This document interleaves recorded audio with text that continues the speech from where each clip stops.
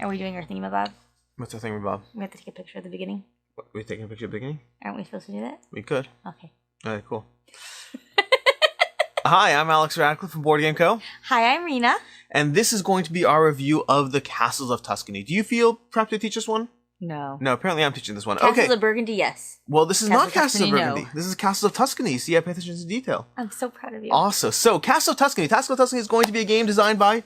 Stefan Feld? Good job. Designed by Stefan Feld and put out by Alia, Rio Grande, something like that. Apparently, I don't know the stuff. Either way, it's going to be by, I think it's by Rio Grande. I'm not sure. Alia 20th anniversary. I just don't see Rio Grande. It might be on the bottom of the box. Who knows? In any case, this is a game that is going to be a spiritual successor to the Castles of Burgundy. And it's going to have a lot of those common tones. If you know the Castles of Burgundy, this is going to have a lot of the same similar elements. But the basic idea of the game is you're trying to ultimately get the most points, as one might imagine. And throughout the course of the game, you're going to play through 3 rounds and 3 ages, so to speak. And each age, you're going to score more points and then transfer them over to the next track. Meaning you might score a bunch of points on this outer track and then transfer them over, then keep going, second round, transfer them over, resulting in the general concept that the points you get earlier in the game are worth far more than the points you get later in the game, which is a similar system that Castles of Burgundy had as well, just a different way that they actually implement it in the game.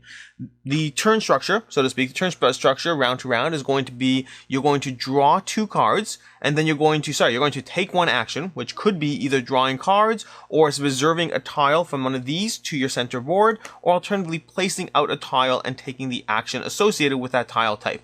So perhaps maybe I put this one down on a stone location, and therefore take a marble, putting it on my marble spot, giving me an extra action. Those are the primary things you're doing. One of 3 actions. You're drawing cards, which will be key in placing out these tiles, reserving a tile from the board and replacing it with one of your own, which is going to be the trigger for ending the rounds. As your tile stacks deplete, the round will end. And then putting those tiles down on locations using matching sets of cards. You have to have 2 matching sets of cards in order to put them out. Again, this is a rules overview. Lots of small other details I'm not really going to go into. It's going to have similar aspects to Castles of Burgundy in the sense that as you complete various scoring sections, so once you finish off all your reds, for instance, you will take the extra 2 points for finishing red first, and then the second person to do it can get 1 point for finishing red second, and then no one else gets points after that. The key tableau building mechanism you're going to see in this game is that what you're going to do is each of the various tiles you place down is going to give you an ability, but additionally you can slowly earn these spots that will go onto your player board, allowing you to take more powerful actions. So perhaps when you take the marble action, you'll get multiple marble instead of 1,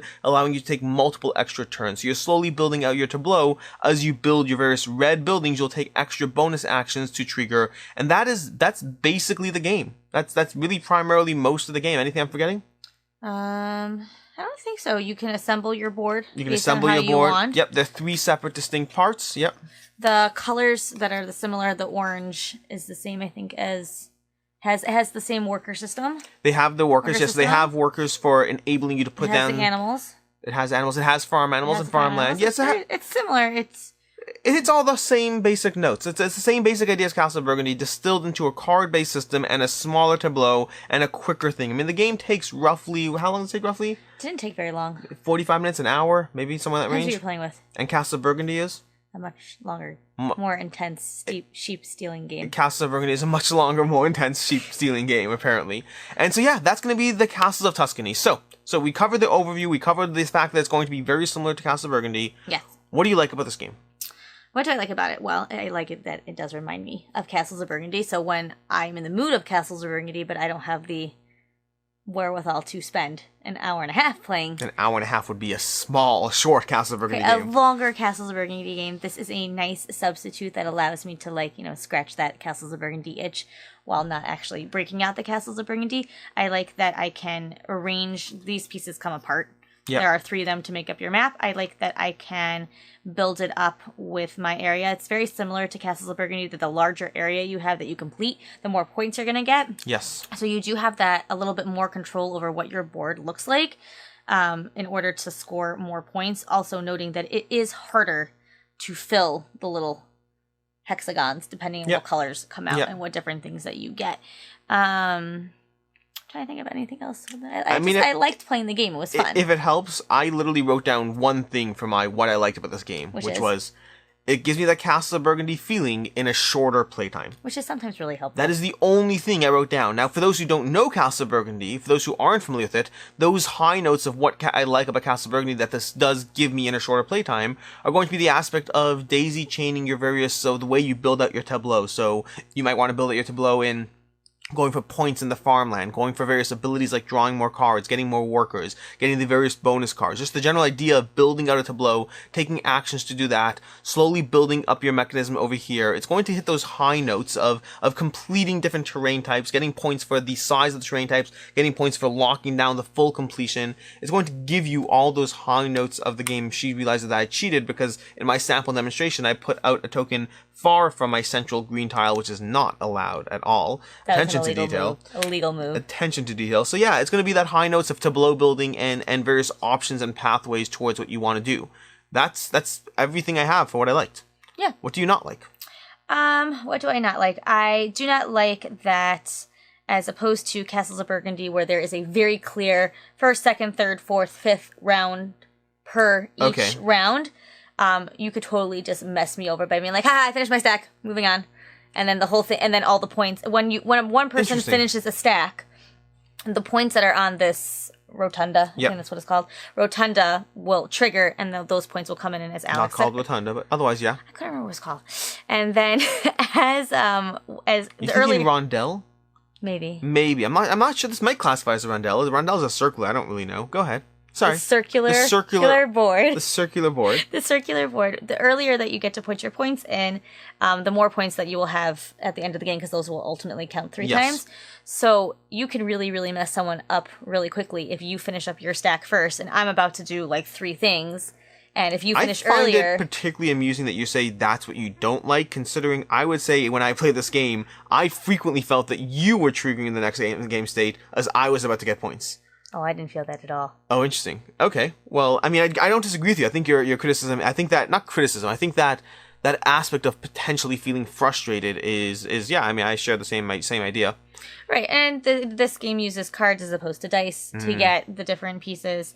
So there is also that you can just, like, there are mechanisms that you can use. You have to have 2 of the same color in order to get the cute little hexagons, which is also really nice. I do like the hexagons. Yeah, I agree. I have the cards down on my things I don't like as well, in the sense that, for me, the cards are a system that takes more time than dice. Yes. Takes more setup, more cleanup, more management time than dice, and doesn't give you the strategic depth that Castles of Burgundy did, in the sense that rolling dice, and I can apply them to different things. In this game, it was like, draw more cards, nope, not helping, draw more cards, nope, not helping, draw more cards, nope, not helping, oh look, finally I can do something. It was more work, less elegance, and just not as satisfying as the dice system. Also, I liked in Castles of Burgundy that there was a section that I could always buy something if I had the money. There isn't that element here that sometimes I kind of got stuck. You make me sad now. Like, I want that in this game. I forgot that was a thing. I mean, I knew it was a thing. Well, there were times where I had cards and that I couldn't get the little hexagons that were in the middle because they were all colors that I didn't have cards for, or not only that, they were colors that I couldn't play because I didn't have a legal way to play them. Yeah. And I didn't want to take them because I only had 1 space. Yeah, makes sense. Which makes it a little bit, which was one of the other things I didn't like, is that I didn't feel that I had as much control. I liked having the Castles of Burgundy where I could have 3. Yeah, for me, the primary thing I wrote down for what I don't like about this game is it's not Castles of Burgundy. That's what I wrote down. Yes, but I also went into playing this game noting that, while I note that Castles of Burgundy is my number 1 favorite game, I went into playing this game saying to myself, this is not Castles of Burgundy, this is not Castles of Burgundy.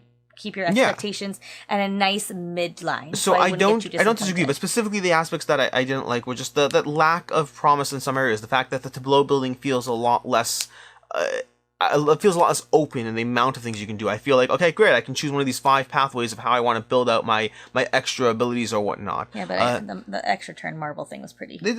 Intense. It's nice. It's solid. I'm not saying it's not good. It just didn't feel as variable in its options. The art's not great, but then again, that's where it would be similar to Castles of Burgundy. It just feels blah in a market of games that are progressively, continuously being more and more deluxified in how they look, how they present, everything you get on the table. This feels okay. It feels like an okay game in the presentation. Nothing particularly amazing.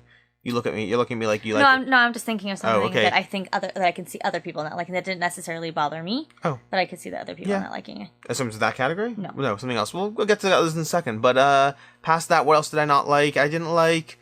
Yeah, I think it's just everything I liked about Castles of Burgundy. This felt like it gave you that, but taken back a few steps, which is, I mean, that's the trade-off. It gives you a shorter game, Yes, and the general feel, but it has to sacrifice something if it's going to give you that shorter game. So, what I liked about it is it's very similar to Castles of Burgundy and shorter. What I didn't like about it is it's similar to Castles of Burgundy and not as in depth. It really is what it's trying to do. I mean, it does a solid job as far as what we can see others not liking.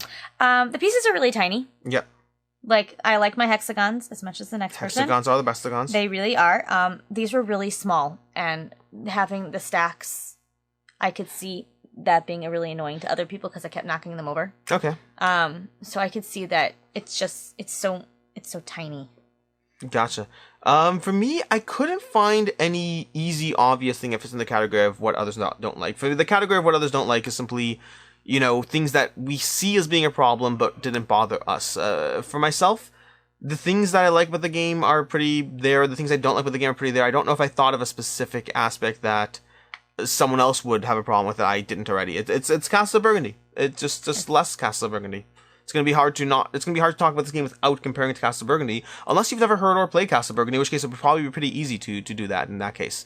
As far as final thoughts, this is the part where I'm gonna ask you a question which I don't know the answer to. Are we keeping this game? For right now. For right now. Okay. That doesn't mean that it's gonna stay forever, because it will never ever replace Castles of Burgundy. Absolutely That's not. for sure not. It really depends on, I don't know, it just really depends on our time management. I don't disagree. I was fine either way. It wasn't the game that I'd push for to save. It wasn't the game that I would refuse to play. It's a game that I'm comfortable and happy to play when you request it. But also, I kind of just want to play Castles of Burgundy from that weird space. Yeah, but the one other thing that I just thought of now is that to play with the kids, this is a little bit easier. Interesting. Did Ricky play this with us the first time? She did. Ricky did play this with us. Interesting. She did. So, like, this is a little bit of I would almost say this is like the gateway to Castles of Burgundy. Which is a reason enough to keep it on its own. Yeah. Yeah, so for me, I would say this game, Castles of Tuscany, is the game to me that Castles of Burgundy, the dice game, and Castles of Burgundy, the card game, never really wore. Meaning, speaking for myself and only for myself, I didn't really find those games that particularly interesting or engaging. I thought they were watered down versions of Castles of Burgundy to the point that, I mean, this one I'm debating how I feel about it. Those two I have no interest in playing again. To me, Castles of Tuscany is what essentially, if you call this Castles of Burgundy the card game, I think that would be an apt description and a good, smaller, condensed version that would set expectations accordingly. If you walk into Castles of Tuscany expecting some grand, deluxe next version of Castles of Burgundy, I think you'll be very disappointed. Mm-hmm. If you walk in expecting something more accessible that plays in a shorter playtime that has a potential place on its shelf for now, then this might be a good game for you. For right now, it looks, based on what you just said. It's gonna stay for right now. For right now, it's staying in our collection. That falls very squarely into the category. That kind of wavering back and forth, which I've done in other videos, falls very squarely into the category if it's a game that 6 months, 12 months from now, it may show up in one of those videos of games leaving the collection. Ultimately, it depends if it sees the table. It's fun. I mean, we played this a few times. Every single time I played it, I don't know how many. Yeah, every single time I've played it, I've enjoyed it. I've thought it was fun. When I think about it after, I'm like, I'd rather play Castles of Burgundy, which is... Yeah, but sometimes I have 45 minutes and I want to play a game. I recognize this, and that's why. That's why it's staying for now.